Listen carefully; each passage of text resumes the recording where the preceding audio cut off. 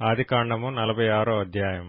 అప్పుడు ఇశ్రాయేలు తనకు కలిగినదంతయు తీసుకొని ప్రయాణమై బెయేర్షెబాకు వచ్చి తన తండ్రి అయిన ఇస్సాకు దేవునికి బలులనర్పించెను.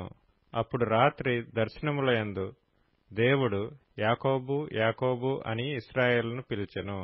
అందుకతడు చిత్తము ప్రభువా అనెను. ఆయన, నేనే దేవుడను, నీ తండ్రి దేవుడను, ఐగుప్తునకు వెళ్ళుటకు భయపడకుము, అక్కడ నిన్ను గొప్ప జనముగా చేసెదను. నేను ఐగుప్తునకు నీతో కూడా వచ్చెదను. అంతేకాదు, నేను నిశ్చయముగా నిన్ను తిరిగి తీసుకుని వచ్చెదను. యోసేపు నీ కన్నుల మీద తన చెయ్యి ఉంచునని సెలవీయగా యాకోబు లేచి బెయేర్షెబా నుండి వెళ్ళెను. ఫరో అతన్ని నెక్కించి తీసుకుని వచ్చుటకు పంపిన బండ్ల మీద ఇశ్రాయేలు కుమారులు తమ తండ్రి అయిన యాకోబును, తమ పిల్లలను, తమ భార్యలను ఎక్కించిరి. వారు అనగా యాకోబును అతని యావత్తు సంతానమును తమ పశువులను తాము కనానులో సంపాదించిన సంపద యావత్తును తీసుకుని ఐగుప్తునకు వచ్చిరి. అతడు తన కుమారులను, తన కుమారుల కుమారులను, తన కుమార్తెలను, తన కుమారుల కుమార్తెలను, తన యావత్తు సంతానమును ఐగుప్తునకు తనతో కూడా తీసుకుని వచ్చెను. యాకోబును అతని కుమారులను ఐగుప్తునకు వచ్చిరి. ఇశ్రాయేలు కుమారుల పేర్లు ఇవే. యాకోబు జ్యేష్ఠ కుమారుడు రూబేను.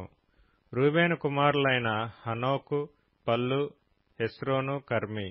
షిమ్యోను కుమారులైన యెమూయేలు, యామీను, ఓహదు, యాకీను, సోహరు, కనానీయురాలి కుమారుడైన షాపూలు. లేవి కుమారులైన గెర్షోను, కహాతు మెరారి. యూదా కుమారులైన ఏరు, ఓనాను, షేలా, పెరెసు, జెరహు. ఆ ఏరును ఓనానును కనాను దేశంలో చనిపోయిరి. పెరెసు కుమారులైన హెస్రోను, హామూలు. ఇస్సాకారు కుమారులైన తోలా, పువ్వా, యోబు, షిమ్రోను. జెబూలూను కుమారులైన సెరెదు, ఏలోను, యహలేలు. వీరు లేయా కుమారులు.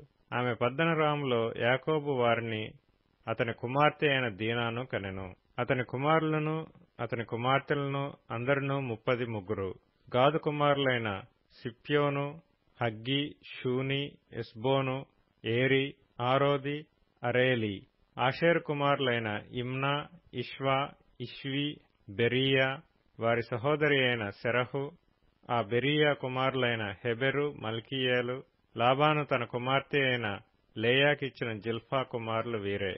ఆమె ఈ 16 మందిని యాకోబునకు కనెను. యాకోబు భార్య అయిన రాహేలు కుమారులైన యోసేపు, బెన్యామీను. యోసేపునకు మనష్షే, ఎఫ్రాయిములు పుట్టిరి. వారిని ఐగుప్తు దేశమందు ఓనుకు యాజకుడగు పోతీఫర కుమార్తె అయిన ఆసెనతు అతనికి కనెను. బెన్యామీను కుమారులైన బెల, బేకెరు, అష్బేలు, గెరా, నయమాను, ఏహి, రోషు, ముప్పీము, హుప్పీము, ఆర్దు. యాకోబునకు రాహేలు కనిన కుమారులగు వీరందరూ 14. దాను కుమారుడైన హుషీము. నఫ్తాలి కుమారులైన యహసేలు, గూని, యోసెరు, షిల్లేము. లాబాను తన కుమార్తె అయిన రాహేలునకు ఇచ్చిన బిల్హా కుమారులు వీరే. ఆమె వారిని యాకోబునకు కనెను. వారందరూ 7. యాకోబు కోడండ్రును వినాయించి అతని గర్భవాసమున పుట్టి యాకోబుతో ఐగుప్తునకు వచ్చిన వారందరూ 66.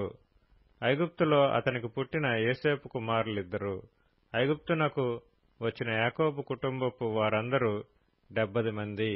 అతడు గోషెనుకు త్రోవ చూపుటకు యోసేపు నొద్దకు తనకు ముందుగా యూదాను పంపెను. వారు గోషెను దేశమునకు రాగా యోసేపు తన రథమును సిద్ధము చేయించి తన తండ్రి అయిన ఇశ్రాయేలును ఎదుర్కొంటకు గోషెనుకు వెళ్లి అతనికి కనబడెను. అప్పుడతడు అతని మెడ మీద పడి అతని మెడ పట్టుకొని ఎంతో ఏడ్చెను. అప్పుడు ఇశ్రాయేలు యోసేపుతో, నీవింకా బ్రతికియున్నావు, నీ ముఖము చూచితిని గనుక నేనికను చనిపోవుదునని చెప్పెను.